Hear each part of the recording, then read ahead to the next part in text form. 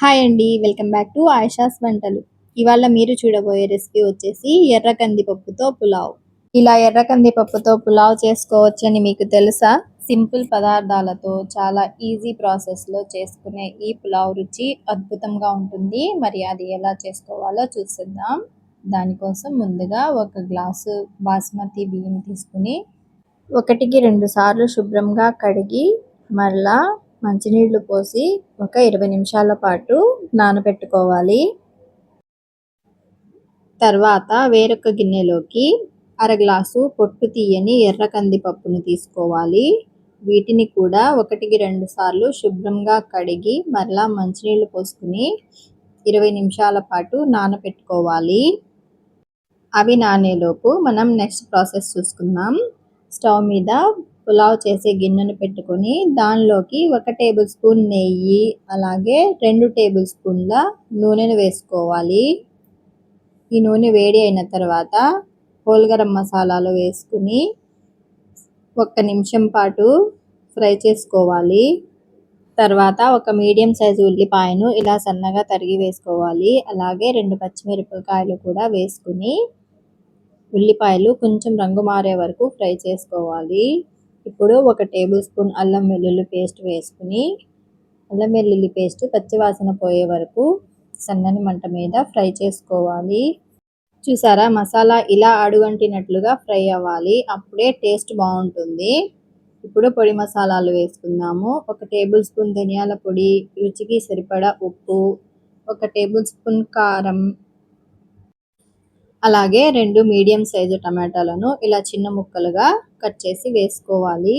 వీటిని ఒక్కసారి కలుపుకొని మూత పెట్టి టమాటోలు మెత్తగా మగ్గే వరకు ఉడికించుకోవాలి.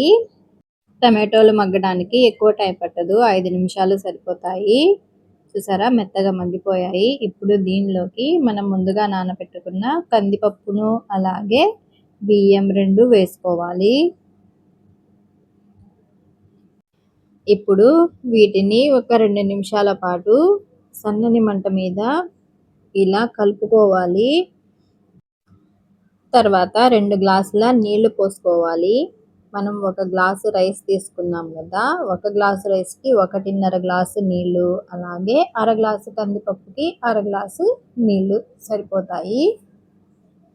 ఇప్పుడు ఒకసారి కలుపుకొని మూత పెట్టి ఈ నీళ్ళంతా దగ్గరకు వచ్చే వరకు ఉడికించుకోవాలి. ఇలా నీళ్ళన్నీ దగ్గరకు వచ్చిన తర్వాత మూత తీసి ఒక్కసారి కలుపుకోవాలి.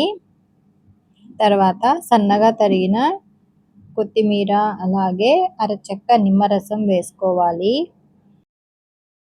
ఇలా నిమ్మరసం వేసుకోవటం వలన అన్నం మెతుకులు అనేవి ఒకదానికొకటి అంటుకోకుండా చక్కగా పొడి పొడిలాడుతూ వస్తాయి. ఇప్పుడు ఈ మొత్తాన్ని ఒకసారి కలుపుకుని మూత పెట్టి మరొక 10 నిమిషాల పాటు దమ్ అవ్వనివ్వాలి. 10 నిమిషాల తర్వాత మంటను ఆపేసేయండి.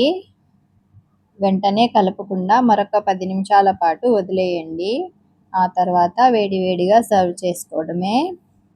దీన్ని పెరుగు రాయితా ఇంకా 2 ఉల్లిపాయ ముక్కలతో కలిపి తింటూ ఉంటే ఇంకా వేరే ఏమీ గుర్తుకురావు, అంత రుచిగా ఉంటుంది.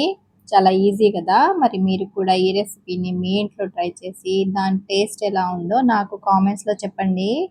ఈ వీడియో నచ్చినట్లయితే ఒక చిన్న లైక్ చేయండి. అలాగే మీ ఫ్రెండ్స్ అండ్ ఫ్యామిలీస్కి షేర్ చేయండి. ఇలాంటి మరిన్ని మంచి మంచి రెసిపీస్ కోసం మన ఛానల్ని సబ్స్క్రైబ్ చేసుకోండి.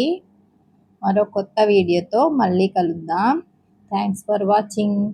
బాయ్ అండి.